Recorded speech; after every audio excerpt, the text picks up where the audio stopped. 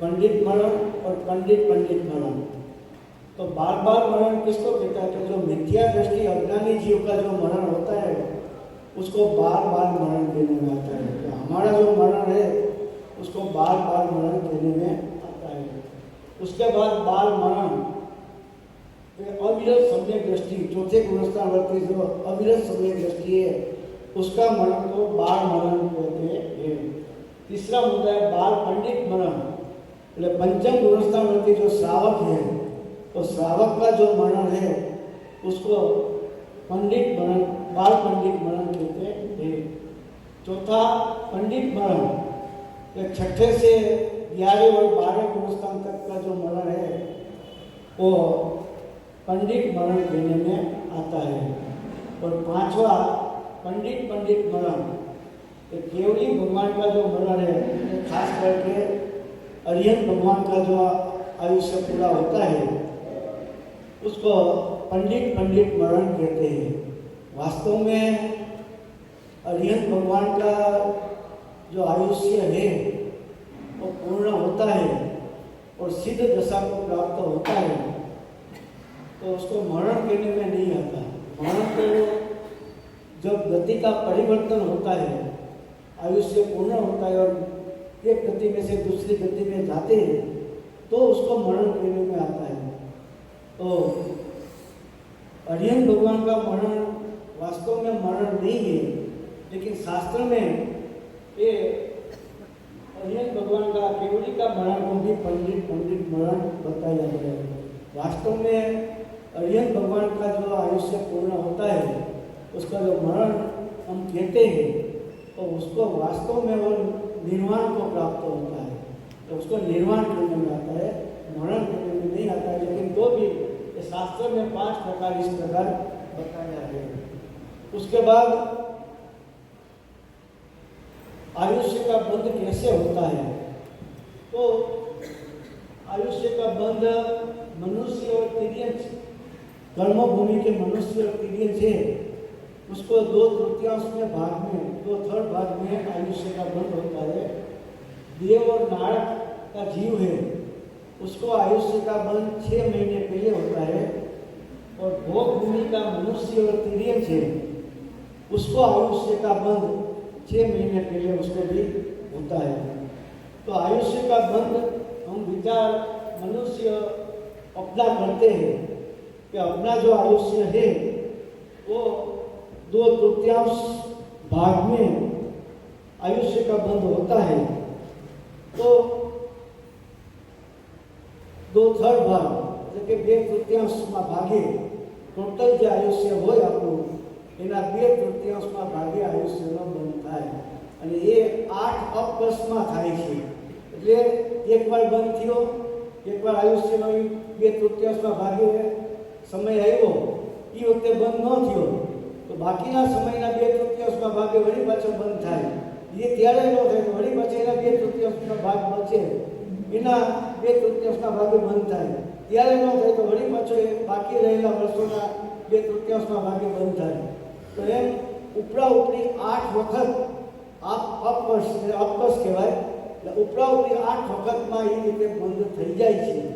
અને કદાચ 8 અપવર્ષમાં પણ બંધ ન થાય તો અંતિમ સમયે જ્યારે આયુષ્ય પૂરું થવાનું હોય, ગતિ પરિવર્તન થવાનું હોય, ત્યારે निश्चित रूप से आयुष्य का बंद हो जाता है, नियम से हो जाता है।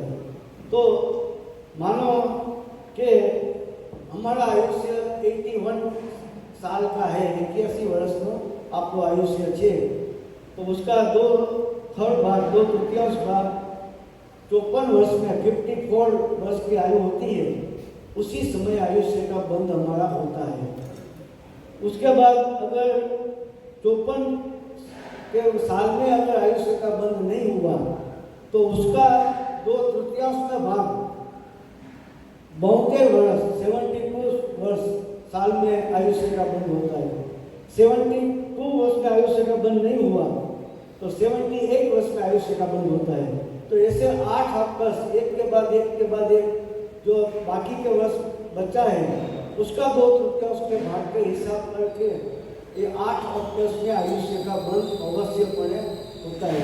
अगर 8 अपकस में नहीं होता तो अंतिम समय जब आयुष्य पूर्ण होता है उसी समय नियम से आयुष्य का बंध हो जाता है। हमारा आयुष्य का बंध है वो 2/3 में भाग में ही बंद होता है। जो पहला 81 वर्ष का आयुष्य है तो उसका 2/3 भाग 54 वर्ष होता है, 54 ईयर्स, तो उसी समय आयुष्य का बंध हो जाएगा। अगर 54 वर्ष में आयुष्य का बंध नहीं हुआ तो 72 वर्ष में आयुष्य का बंध होगा, 72 वर्ष में नहीं होगा तो 78 साल में होगा। तो 8 अपकस नहीं, उसका कोई कारण नहीं होने का कोई कारण नहीं है कि इसलिए आयुष्य का बंध नहीं हुआ। लेकिन सामान्य तौर से आयुष्य का बंध 2/3 में भाग में हो जाता है। अगर नहीं हुआ तो उसके बाद का 2/3 के बाद हिसाब से, उसके बाद के 2/3 के बाद के हिसाब से, इससे 8 अपकस में होता है। 8 अपकस में भी कदाचित न हुआ तो नियम से अंतिम समय जब आता है, आयुष्य पूर्ण होता है, उसी समय नया आयुष्य का बंध अवश्य हो जाता है।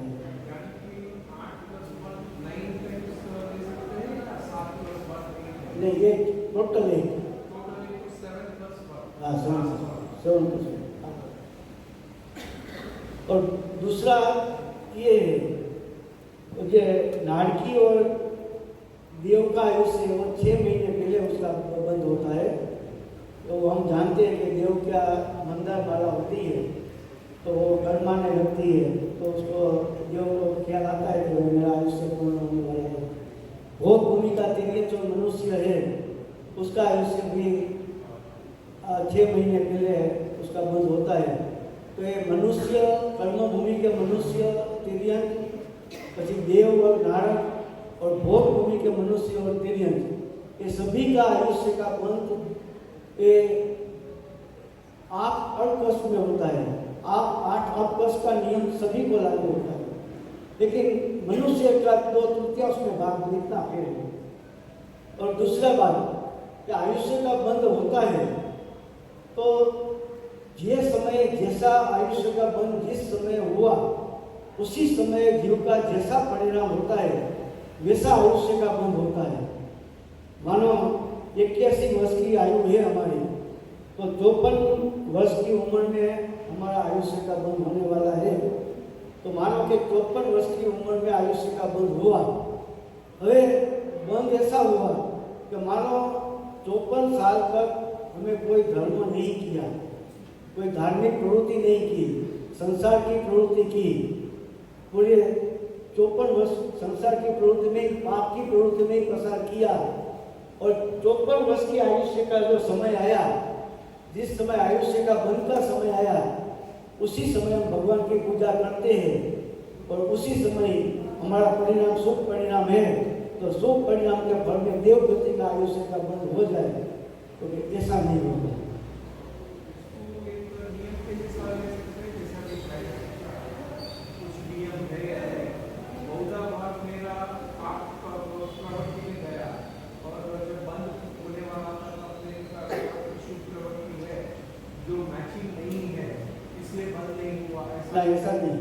ऐसा नहीं।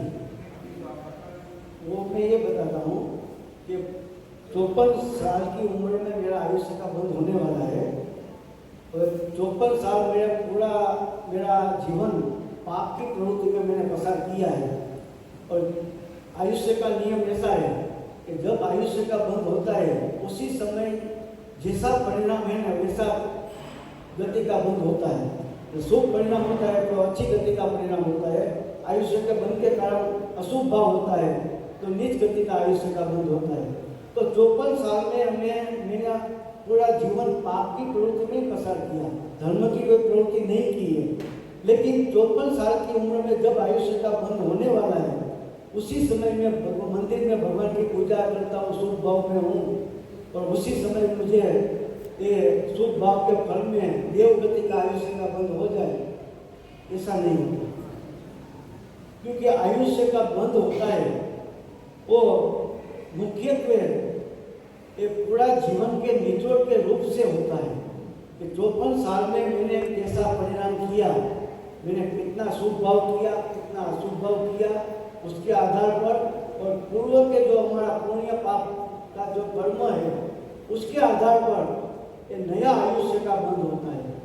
तो 54 साल की उम्र में मेरा बंध हुए, मैं पूरा 54 साल पाप की प्रवृत्ति में पसार किया और उसी समय मेरा शुभ भाव में और मेरा देवगति में आयुष्य का बंध हो जाए, ऐसा नहीं होता।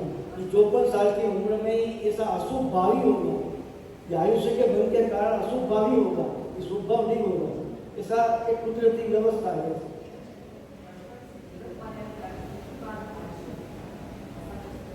आठ प्लस में एक 2/3 के भाग के बंद होता है। मानो 81 साल की आयु है मेरी, तो उसका 2/3 भाग 2/3 भाग 54 साल होता है, 54 वर्ष।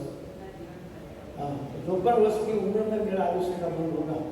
तो 54 वर्ष की उम्र में आयुष्य का बंद नहीं हुआ तो बाकी के जो 2/3 भाग बचे उसका 2/3 के हिसाब से 72 वर्ष की उम्र में आयुष्य होगा, बंद होगा। 72 में नहीं होगा तो 113 में होगा। तो ऐसा 8 हद पर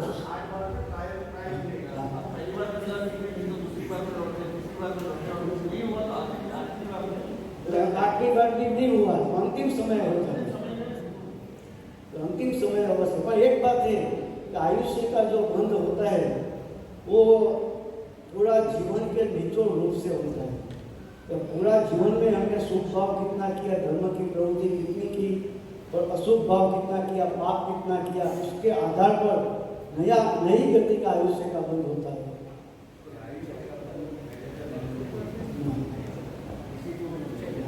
जब बंध आयुष्य लेकर आते हैं, आयुष्य कब पूर्ण होता है और पूर्ण होगा कि मेरा जन्म हुआ तो जन्म के साथ मेरा आयुष्य लेके भी आता हूँ कि मेरा आयुष्य कब पूर्ण होने वाला है, कितनी आयु में पूर्ण होने वाला है, किस जगह पूर्ण होगा, किस कारण से पूर्ण होगा, वो सभी निश्चित है।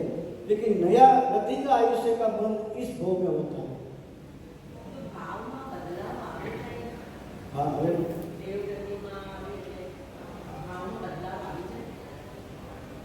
ये फ्री वाइस દેવગતિનું આયુષ્ય બદલાનું સમજો પર્સન ને તો એને ફ્યુચરના ભાવમાં બદલાવ આવી જાય। भाव परिवर्तन जो 5 परावर्तन है ना उसमें द्रव्य, क्षेत्र, काल, भव और भाव, ये 5 प्रकार का परावर्तन है। तो 5 प्रकार का परावर्तन में जीव पूरे परावर्तन में निकृष्ट प्रकार का भाव भी अनंत पार करता है और उत्कृष्ट प्रकार का शुभ भाव भी अनंत पार करता है। ये शंकराचार्य ने जैन धर्म के हजारों लाखों शास्त्रों जला दिया। जिनवाणी माता को जलाने का फल ये नरक निगोद होता है, अनंत काल निगोद में उसका दुख भोगतना पड़ेगा। लेकिन वो शंकराचार्य ने इस बार ऐसा भाव किया, लेकिन भूतकाल में इसे भगवान का मंदिर भी उसने बनाया है और भविष्य में भी भगवान का मंदिर भी बनाएगा और भगवान का मंदिर तोड़ेगा भी खरा। तो भाव परावर्तन में सभी प्रकार का भाव, नीचा में नीचा अशुभ भाव और ऊंचे में ऊंचे शुभ भाव भी अनंत बार वो चलता ही रहता है, वहाँ एक के बाद एक आता ही रहता है।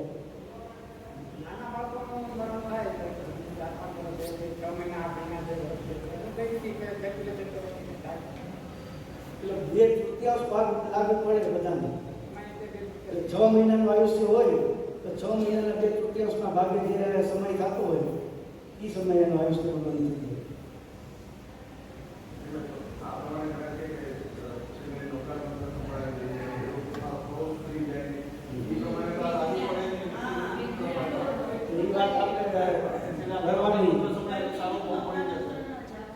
આમાં શું છે કે સામાન્ય રીતે તો ગુજરાતીમાં ભૂલ વધારે ગુજરાતી શબ્દ નહીં, તો સામાન્ય રીતે એવી માન્યતા હોય કે મરણ સમય આવે ને એ નૌકા મંત્ર સંભળાવે, ભક્તિ સંભળાવે, ધર્મ સંભળાવે, હું નાયક છું, હું પરમાત્મા છું, શરીર જુદું છે, આત્મા જુદો છે, બધી વાતો કરે, પણ આખા જીવનમાં જેને ધર્મનો કોઈ તત્વજ્ઞાનનો અભ્યાસ કર્યો ન હોય એને તમે છેલ્લી ઘડીએ તમે ધર્મ સંભળાવો ને તો સાંભળે નહીં. ઘણા લોકોને એવા જોયા છે મેં જોયા છે કે એ ધર્મ સંભળાવે ને તો એ ના પાડે. મને વાગે છે કાનમાં, મને કાનમાં વાગે છે, તમે મને હવે બંધ કરો, તમે સંભળાવો. તો એ અંતિમ સમય નહીં થાય. અને બીજી વસ્તુ કે જેને આખું જીવનમાં જેને ધર્મની પ્રવૃત્તિ કરી છે તો એ જીવને અંતિમ સમયે કદાચ કોઈ ધર્મ સંભળાવનાર હાજર ન પણ હોય તો પણ એ પોતાને જો અભ્યાસ છે, પોતાને જે જીવનમાં જે કંઈ ઉતાર્યું છે એના આધારે એના પરિણામોની સારા રાખી શકે છે. એટલે એ ધર્મનું ફળ અંતિમ સમયે એ આપણને દેખાય જ છે. આખી જિંદગી જો ધર્મના આપણે ભાવ કર્યા હોય, તત્વનો અભ્યાસ કર્યો હોય, શાસ્ત્રનો સ્વાધ્યાય કર્યો હોય તો આપણા જીવનમાં અંતિમ સમયે કદાચ એવો સમય આવે કે કોઈ હાજર ન હોય ને આપણે એકલા હોય તો પણ આપણે કોઈની જરૂર ન પડે ધર્મ સંભળાવવાની. આપણને જે કાંઈ આપણે પ્રાપ્ત કર્યું છે, આપણા જીવનમાં ઉતાર્યું છે, જે સમજ્યા છે એના આધાર પર આપણા પરિણામ સારા રહી શકે છે, ક્ષમતાભાવ રહી શકે છે. અને બીજું કે અંતિમ સમયના પરિણામ અને પહેલા સમયના પરિણામ, નવા જન્મના પરિણામ, એ બેને સીધો સંબંધ છે. એટલે અંતિમ સમયે જેવા પરિણામ હોય એ પરિણામને અનુસાર નવા જન્મની ગતિ એને મળે છે. એટલે અંતિમ સમયે પરિણામ કોઈ માણસ મળી, અંતિમ સમય મળવાનો સમય આવ્યો હોય અને માની લો કે કલાક 2 કલાકનો સમય બાકી હોય અને એને પૈસા પ્રત્યેનો મોહ હોય, એને છોકરા પ્રત્યેનો મોહ હોય, મકાન પ્રત્યેનો મોહ હોય, વેપાર ધંધા પ્રત્યેનો મોહ હોય, એને આસક્તિ હોય, એ અંતિમ સમયે પણ એમ છે કે ભાઈ આ છોકરાનું ધ્યાન રાખજો ને એને પરિણામી દેજો ને જો એને હું ન હોઉં તો એનું ધ્યાન રાખજો ને પૈસા અહીંયા પડ્યા છે, આટલા પૈસા બેંકમાં પડ્યા છે, આટલા પૈસા આમ છે, આટલું આપણું મકાન છે ને સાચવજો, બધા સંપીને રહેજો ને આમ કરજો.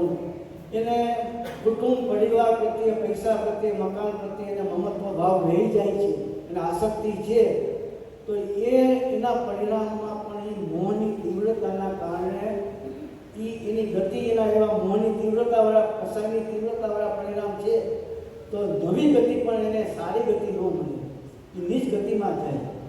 કારણ કે છેલ્લા પરિણામ અને પહેલા પરિણામને બેને સંબંધ છે.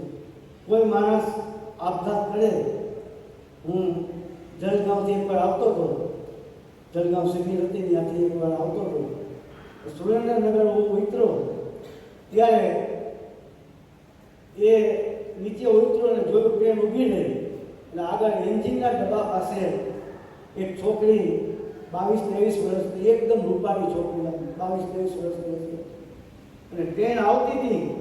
એ આવતી હતી પહેલાં 2 મિનિટ પહેલાં, 1 મિનિટ પહેલાં એ ટ્રેનના પાટા ઉપર આમ સૂઈ ગઈ, આમ સીધી સૂઈ ગઈ આમ પાટા ઉપર.